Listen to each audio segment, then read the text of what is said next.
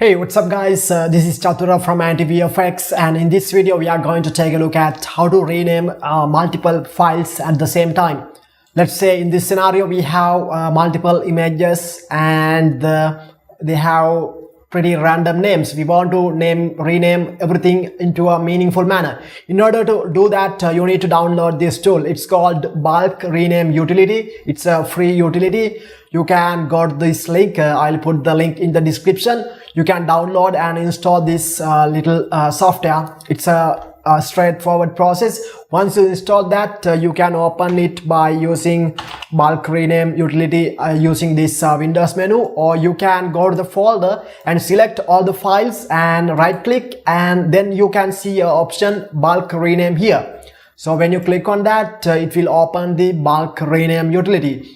If you want to rename files on a different folder, there is a left side file browser. You can navigate to the folder where you want to rename the files. If not, you can right click on the folder and rename with Bulk Rename Utility option to open this tool.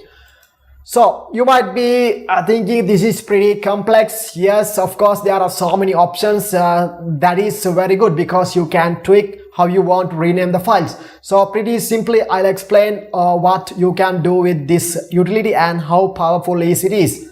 So let's say you can see here, this is the preview area. So this is the file names currently we have. So these are the files that we are going to rename, and here you can see new name option. So currently by that way we can preview the file name, new file name, once we change the parameters here. These parameters definitely help us to how we want to rename the files.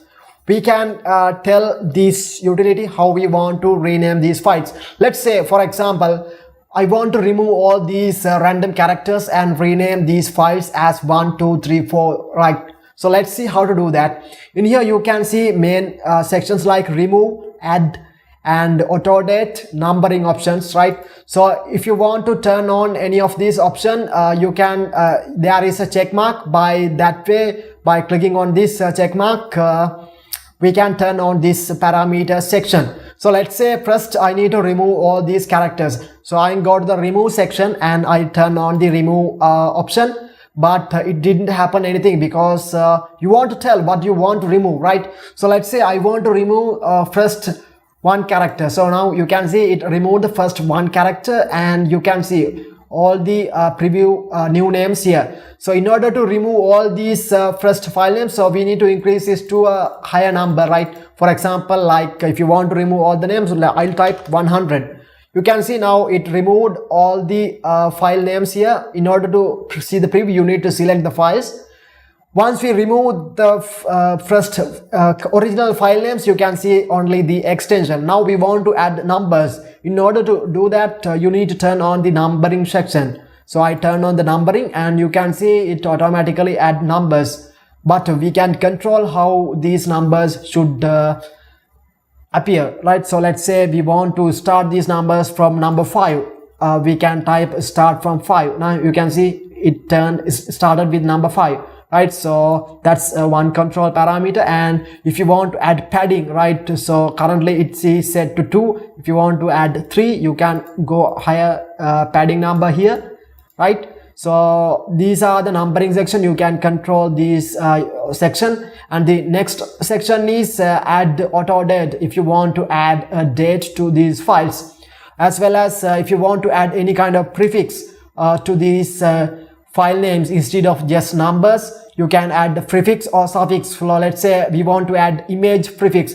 So I turn on this section, add section, and as a prefix I can type image. So you can see it added the image prefix to all the numbers. If you want to add suffix, you can add the suffix here, right? For example, digital. Now you can see it added the suffix. If you want to add anything middle, you can use this insert option, right? So you can see there are a lot of controllable options.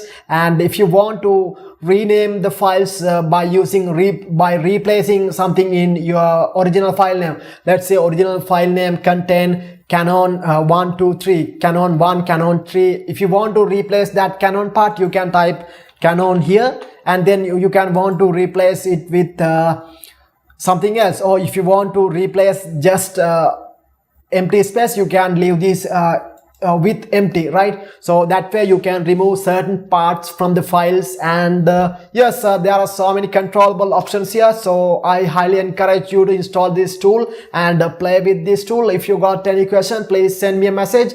I'll like to answer them personally. So once you do all the changes, currently these are not permanent, so it's just only preview. You can go back to the file names and you can see it hasn't changed yet.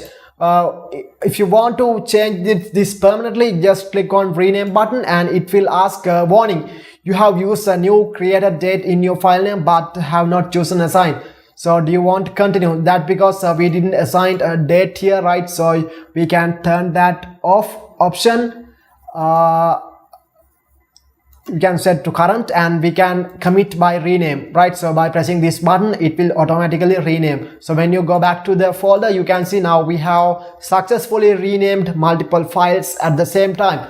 So there are so many options that you can control here, so I highly encourage you to play with these things. And if you have any question, leave a comment. I'd like to answer them personally.